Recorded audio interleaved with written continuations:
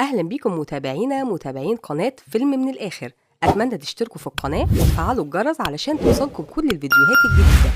بتبدأ الحلقة بظهور جارة جيف اللي بتسمع أصوات غريبة من فتحة التكييف اللي في أوضته، وبنشوف جيف في أوضته بيلم الآلات اللي بيقتل بيها الضحايا بتوعه وبيغسل إيديه من الدم. وهو طالع من البيت بتنادي عليه جارته وبتقوله إن في ريحة غريبة طالعة من شقته، فبيقول لها إن التلاجة بتاعته باظت وكان فيها كمية لحمة كتير وإنه هيطلعها يرميها بره البيت. وبينزل جيف الشارع وبنشوف إعلانات على ناس مفقودة كتير. بعد كده بيروح جيف على كافيه وبيتعرف هناك على شباب وبيسهر معاهم، لكن بيبدأ يعرض عليهم فلوس علشان يروحوا معاه، وبيقول لهم إنه بيشتغل مصور موديل وعنده مجلة بيرسلها. وبالفعل بيروح معاه واحد على بيته، لكن أول ما بيدخل بيشم ريحة وحشة جدا في المكان، فبيقول له نفس الكلام عن التلاجة اللي باظت، وبيحط له مخدر في المشروب بتاعه. لكن الشاب ده بيحس إن في حاجة غريبة وبيرفض يشرب. هنا بيقول له جيف يدخل معاه الأوضة يشغلوا التكييف ويبدأوا التصوير على طول، وبياخدوا يفرجوا على حوض السمك بتاعه، وفجأة بيروح مكلبشه. فبيقول له جيف إن ده علشان التصوير، لكن طبعا بيكون فهم إن جيف مجنون. هنا بيهددوا جيف بالقتل عشان ما يصرخش تاني، وبيقعدوا على السرير وبيطلب منه يتفرج معاه على التلفزيون. لكن الشاب ده بيشوف أثر الدم على السرير وبيحس بالخوف، وبالفعل بيبدأ جيف يصوره علشان يوهمه إنه مصور بجد. لكن بيلاحظ إن في براميل كبيرة في المكان، وبيعرف إن الموضوع أكبر بكتير من مجرد تصوير. وفجأة بيحاول إنه يهرب وبيجري جيف وراه وبيضربوا بعض، لكن بينجح في النهاية إنه يطلع من البيت وبيهرب وبيجري في الشارع. هنا بتقابله الشرطة فبيقول لهم على اللي حصل له، وبيرجع معاه الضابط على بيت جيف علشان يحققوا معاه. وهناك بيقول لهم إنه كان عايز يصوره علشان المجلة اللي بيشتغل فيها، لكن اختلفوا ومشى. فبيطلب منه الضابط إنه يدخل يشوف الصور اللي بيصورها بنفسه. وأول ما بيدخلوا بيلاحظوا الريحة الغريبة اللي في المكان، وبيشوف الضابط الصور لكن بيتفاجئ إن فيها صور لناس مقتولة. وطبعا بيقبضوا على جيف، وبتتصل الشرطة بدمر بابا جيف عشان تستدعيه. وبيوصل دمر مركز الشرطة وهو مش مصدق اللي عرفه، وبيقول إن جيف طول عمره عنده مشاكل بسبب إنه هادي وانطوائي، لكن بيقول إنه حس بتغيير بعد ما اتطلق هو ومامته مع إنه كان كبير. وبيعلق السبب على اللي حصل لابنه على المخدرات اللي كانت مامته بتاخدها وهي حامل فيه. في الوقت ده بتفتش الشرطة البيت وبتلاقي جماجم كتير وأجزاء بشرية في صناديق ومواد كيماوية كان بيدوب فيها الضحايا. وبتحقق الشرطة مع جيف وبتسأله عن طفولته، فبيقول إنه كان طول عمره انطوائي وحاسس بالوحدة، وده بسبب المشاكل اللي كانت مامته بتعاني منها. وبنشوفه في يوم وهو صغير راجع من المدرسة وبيلاقي جيسي مامته واخدة حبوب كتير علشان تنتحر، وبيقول إنها كانت دايما بتتخانق مع باباه، وكانت أحيانا خناقتهم بسببه لأنه انطوائي. لكن في الفترة دي بيكون جيف لسه ما تأثرش بحاجة. وبنشوفه في يوم بيصطاد سمك للمدرسة بتاعته وبيديهولها هدية، وبعد ما الحصة بتخلص بيسأل كيفن واحد زميله المدرسة عن السمك، فبتقوله إنه جيف اللي اداهولها، فبيطلبوا منها كيفن وبتوافق إنه ياخده. وللأسف بيشوفوا جيف وبيعرف إن المدرسة اتخلت عن الهدية بتاعته، وبيمشي وراه بعد المدرسة وبيدخل بيته من غير ما حد يعرف، وبياخد السمك وبيقتله. وفي يوم بيكون في البيت بيتغدى مع باباه ومامته، وبيشموا ريحة وحشة جدا طالعة من تحت البيت، فبياخد باباه جيف وبينزل يشوف السبب. وهنا بيلاقي فار كبير ميت، وبيطلع جثته وبيشرح لجيف سبب موته. في اللحظة دي بيطلب جيف من باباه إنه يعلمه التشريح والتحنيط، وبالفعل بيجيب باباه أدوات التشريح وبيعلمه على الحيوانات. وبيحس جيف إنه بيبقى سعيد جدا وهو ماسك الحيوانات المقتولة.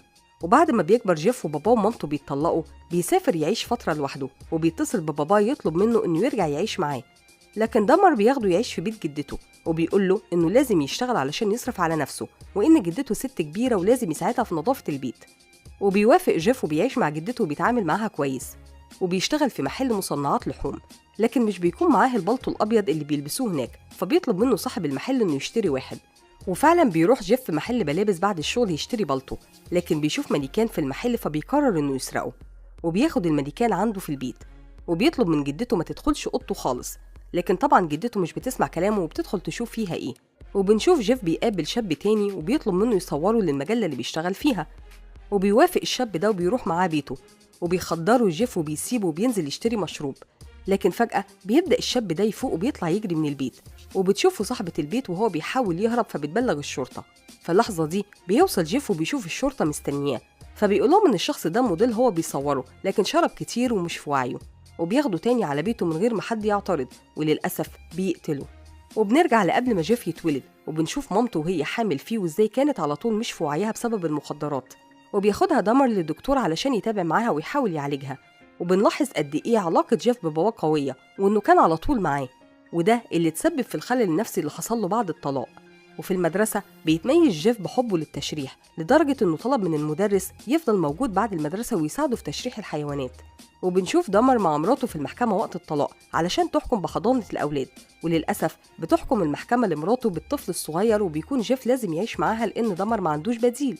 بعد مدة صغيرة بيتفاجئ جيف إن مامته واخدة أخوه الصغير وسايباه وماشية، وبيحاول جيف إنه يمنعها علشان ما تسيبوش لوحده، لكن مامته بتنفعل وبتقول له إنه طول عمره بيكرهها وما بيحبش غير باباه. فبيعيش جيف لوحده ومش بيقول لباباه على اللي حصل. وفي يوم بيشوف واحد بيتدرب وبيجري الصبح بدري، فبيقرر إنه يتعرف عليه، لكن أول ما بيطلع قدامه بيتفاجئ الشخص ده إن معاه مضرب، فبيخاف منه وبيطلع يجري. في نفس الوقت بتنجح مامته إنها تلاقي شغل، وبتقدر إنها تتغير لدرجة إن مديرتها بترقيها بسرعة، وبتقول لها إنها دورت في الملف بتاعها وعرفت المشاكل النفسية اللي مرت بيها، وإن دي حالات معروفة اسمها اكتئاب ما بعد الولادة وبيحصل لستات كتير. في الوقت اللي بيكون جيف مش عارف حتى يختار كلية يقدم فيها بعد التخرج، وفي يوم بيوقفوا واحد في الطريق اسمه ستيفن وبيطلب منه يوصله حفلة، وبيوافق جيف، لكن بيطلب منه يعدوا على بيته الأول يشربوا حاجة وبعدين يروحوا مع بعض. وبيضطر ستيفن إنه يوافق لأن مفيش بديل تاني، لكن بيبدأ الوقت يتأخر وبيلاحظ ستيفن إن جيف مش عايز يوصله وضحك عليه، فبيقرر إنه يمشي لوحده. هنا بيروح جيف ضربه على دماغه من غير ما يحس، وبيقول له إن كل الناس بتسيبه لوحده، وبيحاول إنه يفوقه لكن بيلاقي ستيفن مات. فبيقعد وهو مش مصدق اللي عمله، ودي كانت أول مرة يقتل فيها جيف حد. فبياخد جثته ينزلها في المكان اللي لقوا فيه الفار وهو صغير، وبيجيب آلات التشريح بتاعته بيقطعه وبياخده بالليل في أكياس كبيرة عشان يتخلص منه. لكن في الطريق بتوقفوا الشرطة وبتسأله عن الأكياس اللي معاه، فبيقول لهم إنها أعشاب قصها ولمها في أكياس وراح يرميها. والغريب إنه بينشف أجزاء من عظم ستيفن وبيطحنها وبيطلع يطيرها حوالين البيت. وأما الضابط بيسأله عن السبب وليه عمل كده، بيقول له إنه كان عايز يحس إنه لسه عايش حواليه، وبيقول إنه مش شايف إنه مجرم أو عمل حاجة غلط. وبنرجع ليوم التخرج من المدرسة وبنشوف جيف بيروح يتصور في الحفلة وبيمشي على طول. بعد كده بيزوروا باباه ومراته الجديدة ليزا علشان يعرف هيدخل أي كلية، وبيسأل على مامته وبيعرف لأول مرة إنها سايباه من شهور. فبياخد باباه جيف وبيطلع يتغدى معاه بره، وبيعرض عليه إنه يدخله كلية على حسابه. وبالفعل بيروح يقدم له في كلية، لكن بعد فترة بسيطة بيكلمه المدير وبيروح يقابله. هنا بيعرف إن جيف اتفصل لأنه مش بيحضر أي محاضرات خالص، غير أسلوبه الغريب مع زمايله. وأول ما بينزلوا من الكلية بيقول له باباه إنه هيدخله الجيش، وفعلا بيروح جيف الجيش وبيرجع يزور باباه. وبيحس دامر إن ابنه أخيرا اتغير ونجح في حاجة، وبيقول له جيف إن هم أخدوه في القسم الطبي عشان خبرته في التشريح. لكن بعد فترة بسيطة مش بيقدر جيف يستحمل وبيرجع تاني يستدرج زمايله ويخدرهم، وطبعا بيتفصل من الجيش. وبيقول للبابا إن السبب في طرده إنه رجع يشرب تاني. وبنشوف الفترة اللي كان عايش فيها مع جدته، وبيرجع من الشغل مش بيلاقي الملكان في أوضته، فبينزل يسأل جدته عليه، فبتقول له إنها رمته. في اللحظة دي بينفعل جيف جامد وبيتعصب عليها لأول مرة، وبيقول لها إن دي حياته وما تتدخلش فيها تاني. لكن بالليل بيعتذر لها على انفعاله، فبتقول له إن في مهرجان في المدينة وفي ألعاب كتير هتعجبه، وبتطلب منه يروح يسهر هناك. وبالفعل بيروح جيف هناك، وللأسف بيتخيل إن ستيفن اللي قتله لسه عايش، فبيتصرف تصرفات مش طبيعية. وتاني يوم بيطرده صاحب الشغل وبيقول له إنه عرف اللي عمله في المهرجان، فبيروح يشتغل في عيادة طبية وبيساعد في قياس الضغط ونقل الدم. وبتبدأ حالة جيف تتطور أكتر لدرجة إنه بيشرب الدم البشري. وبيرجع تاني يتعرف على شباب في كافيه وبياخدهم على جيم رجالي علشان يسهروا فيه، وهناك بيخدرهم وبيمشي لغاية ما بيعرفوا صاحب الجيم، وبيشوفوا في مرة جاي مع واحد تاني فبيطرده، وبيقول للشاب اللي معاه إنه مجنون وبيخدر الناس. هنا مش بيلاقي جيف مكان يروحوا غير الفنادق، وفعلا بياخد واحد على فندق كبير بنفس حجة التصوير، وطبعا بيخدره، لكن أول ما بيفوق بيلاقي نفسه قتله من غير ما يحس. فبينزل يجيب شنطة كبيرة وبيحطه فيها وبياخده على بيت جدته وبيقطعه هناك، لكن بيحتفظ براسه بعد ما بيحنطها. في اللحظة دي بيسأله الضابط إمتى الجرايم بقت عن عمد، فبيقول له إنه كان على طول حاسس بالوحدة وكان دايما مش قادر يتحكم في رغبته بالتشريح، فبدأ يخدر الشباب ويقتلها ويشرحها. وبيحكي جيف إنه قتل عدد كبير جدا من الشباب وكان بيقطعهم ويرميهم كأنهم زبالة. وبيسأله الضابط عن جدته وإزاي ما اكتشفتش اللي كان بيعمله في بيتها، فبيقول إنها كانت شاكة في حاجة لكن مش متأكدة أو خافت إنها تتأكد. وبيحكي إنها في يوم سمعت صوت خبطة جامدة فنادت عليه، لكن هو قال لها إنه وقع وطلب منها تكمل نوم. وبتبدأ جدته تلاحظ إن في ريحة وحشة جدا دايما طالعة من البدروم، فبيقول لها إن دي المواد اللي بيستخدمها في التحنيط، لغاية ما جه في يوم باباه علشان يشوف البدروم بنفسه، وبيقول إنه اتفاجئ بوجود آلات تشريح كبيرة مش الآلات الصغيرة اللي كانوا بيستخدموها في تشريح الحيوانات، وبيلاقي بواقي مواد كيماوية على الأرض، وبيطلب منه يبطل تشريح في البيت لأن جدته اتضايقت. وبيكمل جيف وبيقول إنه بالفعل قعد فترة طويلة مش بيقتل حد، لكن في يوم شاف واحد عربيته بايظة، فعرض عليه إنه يروح معاه البيت يجيب مفتاح عربيته وينقله البطارية بتاعته، وطبعا الشاب وافق وراح معاه، فحط له جيف مخدر في المشروب. لكن في اليوم ده جدته سمعت صوته فنزلت تشوف فيه إيه، وهنا لقت الشاب ده مش في وعيه، فبيقول لها جيف إنه مش في وعيه وإنه جايبه هنا لغاية ما يفوق ويروحوا، لكن جدته بترفض إنها تطلع تنام وتسيبه، وبتفضل قاعدة جنبه لغاية الصبح، وأول ما الشمس بتطلع بتروح مع جيف يركبوه الأتوبيس عشان يروح. لكن أول ما الشخص ده بيفوق بيفتكر اللي حصل وبيروح يبلغ الشرطة، وبتروح الشرطة تحقق مع جيف وجدته، وطبعا جدته بتشهد إنه كان جاي أصلا مش في وعيه، وبيبلغ الضابط الشاب ده إن مفيش دليل على اللي حصل. لكن الشخص ده مش بيسكت وبيروح ورا جيف عند الكافيه اللي بيقابل فيه الشباب، وبيشوفه هو طالع مع واحد فبيقول له يهرب وإن جيف ده مجنون وبيخدر الناس. بعد كده بنشوف شاب صغير طالع يجري من بيت جيف بعد ما خدره هو كمان، وبيرجع الولد ده على بيته وهو مش في وعيه، فبيبلغ باباه الشرطة، وبيتحكم على جيف بسنة واحدة في السجن، وبيقول له القاضي إنه عشان في سن حفيده استعمل معاه الرأفة علشان ما يضيعش مستقبله. وقبل ما بيدخل السجن بيتعشى مع ليز وباباه وجدته، وبيعرف إن جدته هي اللي دفعت له مبلغ الكفالة. لكن باباه بيقول له بعد ما يطلع من السجن لازم يلاقي شقة تانية يسكن فيها لوحده. وفي الطريق بيفقد دمر أعصابه، وبيقول لمراته إنه كان في دلائل كتير على انحراف ابنه، لكن للأسف هو ما كانش عايز يصدقها.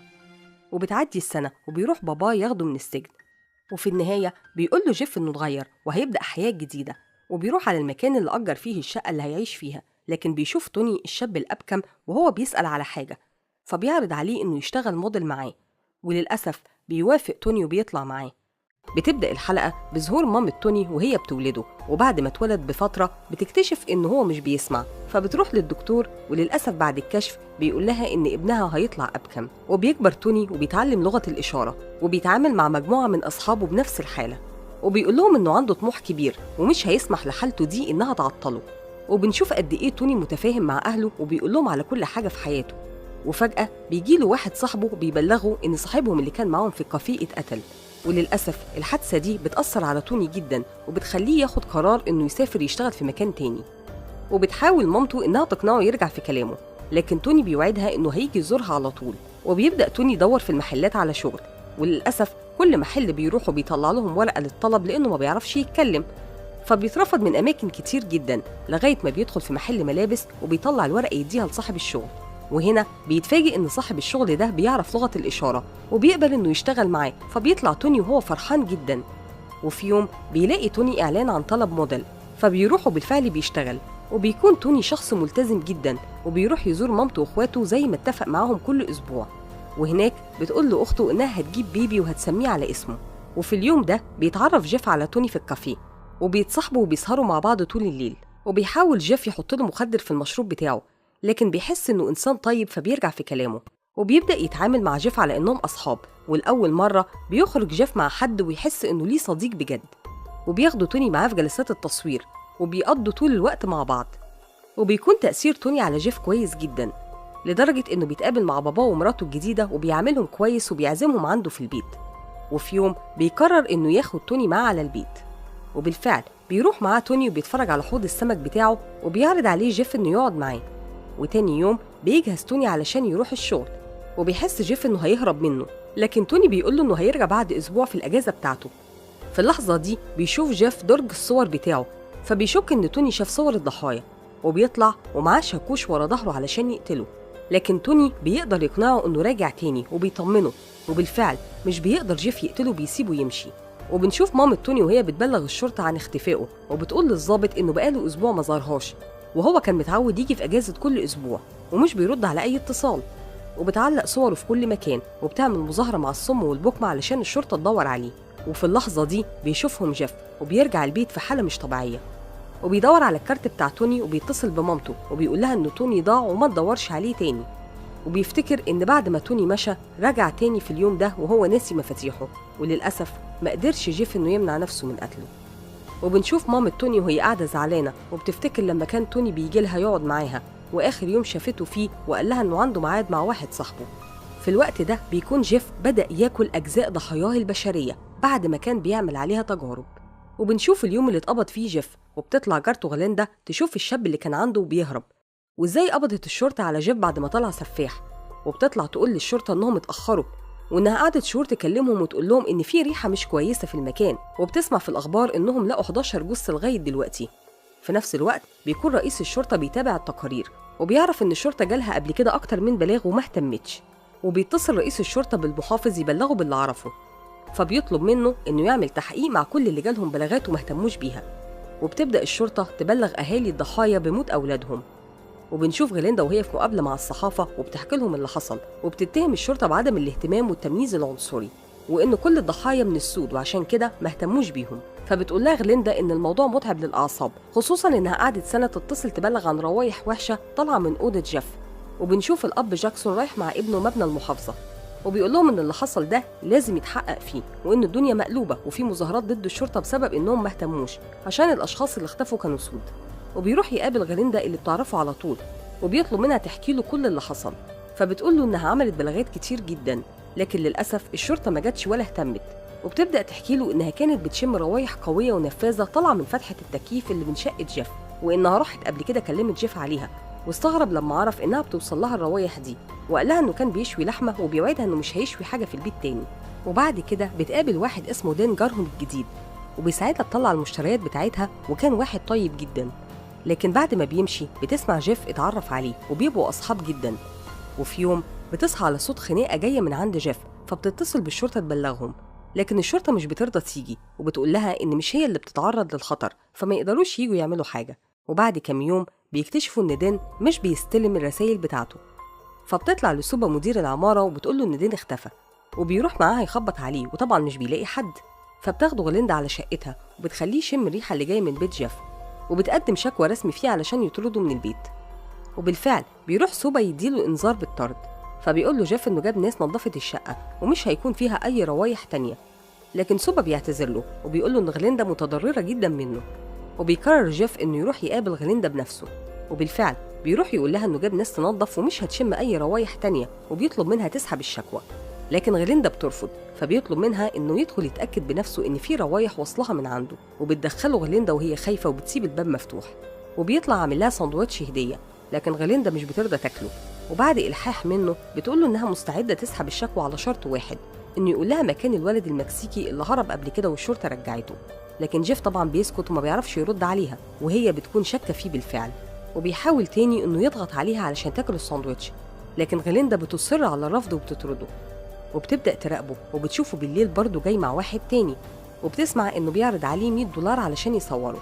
وبعد ما بيطلعوا بشوية بتبدأ تسمع صوت الصريخ من تاني، فبتتصل بالشرطة بسرعة، لكن برضه الشرطة مش بتهتم. وبتبدأ غليندا تحس بالرعب وبتكون شاكة إن في حاجة كبيرة بتحصل في بيت جيف، وبتقول للأب جاكسون إنها حست بالخوف وما كانش في أي حد بيسمعها. وبيطمنها جاكسون وبيقول لها إن كل اللي قصر هياخد جزاؤه. وبيروح دامر يقابل ابنه في السجن، وبيحاول يعرف منه السبب اللي وصله لكده، وبيقول له إنه مؤمن إنه كان مريض وأكيد هيلاقوا علاج ليه. فبيقول له جيف إنه بدأ يحس برغبته في القتل من وهو صغير، وقت ما كانوا بياخدوا الحيوانات الميتة ويشرحوها، لكن باباه بيقول له إنه حاول يشاركه اهتماماته مش يطلعه سفاح. في نفس الوقت بتحاول الصحافة تاخد أي حديث من مامة جيف، لكن مامته بتنفعل عليهم وبتسيبهم وبتدخل شغلها بسرعة. وبيقعد دامر يعيط وهو مش مصدق إن ابنه عمل كل ده، وبتقول له مراته إن ده مش ذنبه، لكن دامر بيعترف لها اعتراف خطير، وبيقول لها إن هو الصغير كان بيفكر زي جيف، لدرجة إنه في مرة عمل قنبلة منزلية ورماها في الفصل. لكن مراته بتهديه وبتقول له إن حتى لو كان فكر في حاجة شريرة فده مش معناه إنه هو شرير. وبيروح دامر على بيت مامته يلاقي الشرطة مالية المكان، وبيحاول إنه يمشيهم، لكن بيقول له الضابط إن ده مسرح جريمة. فبياخد دامر مامته على أوضتها وبيقعد معاها.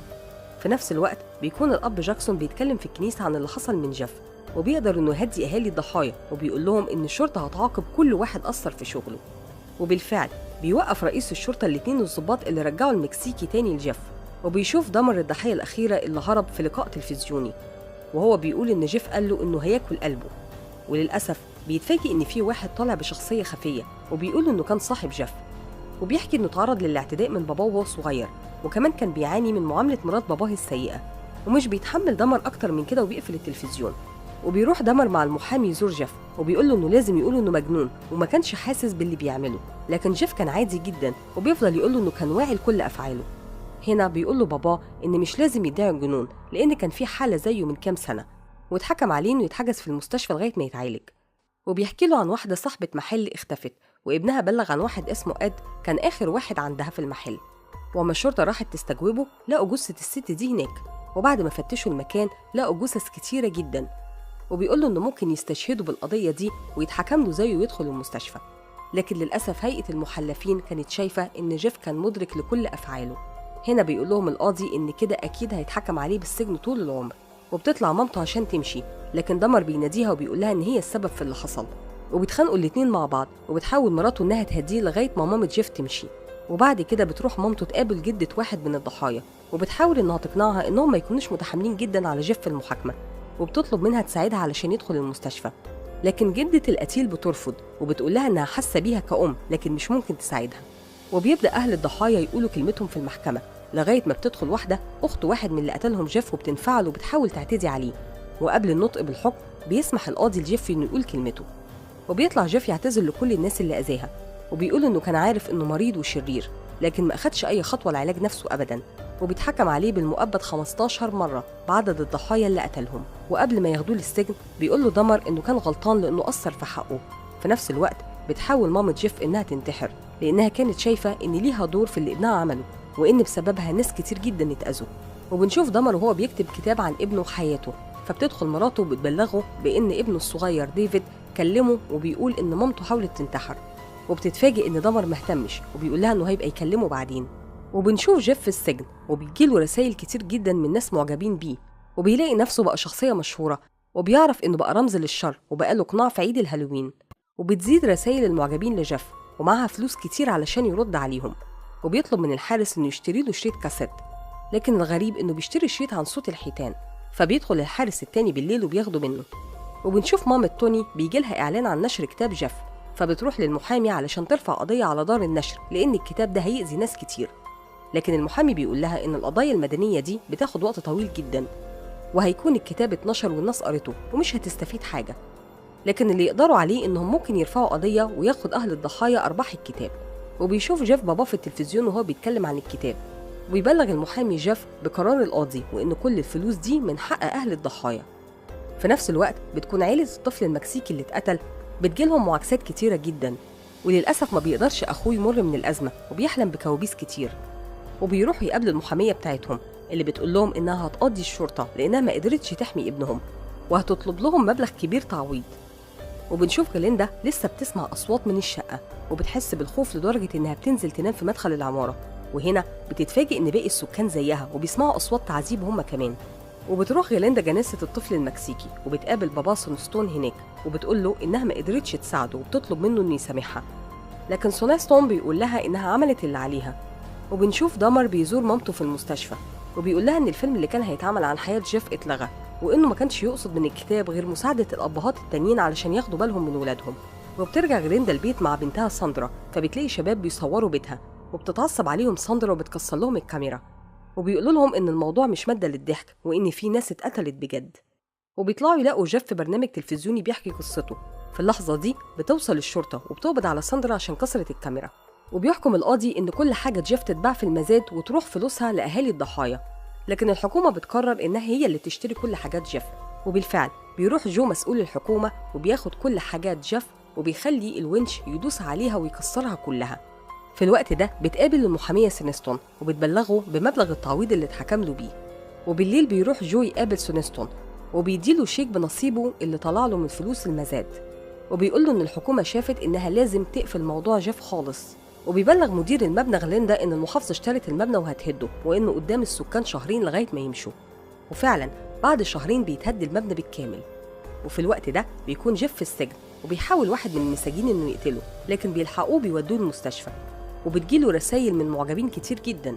وبنرجع للسبعينات علشان نشوف واحد اسمه جون بيستدرج شاب صغير وبيقتله، وأخيرا بيتحكم عليه بالإعدام بعد أكتر من 14 سنة.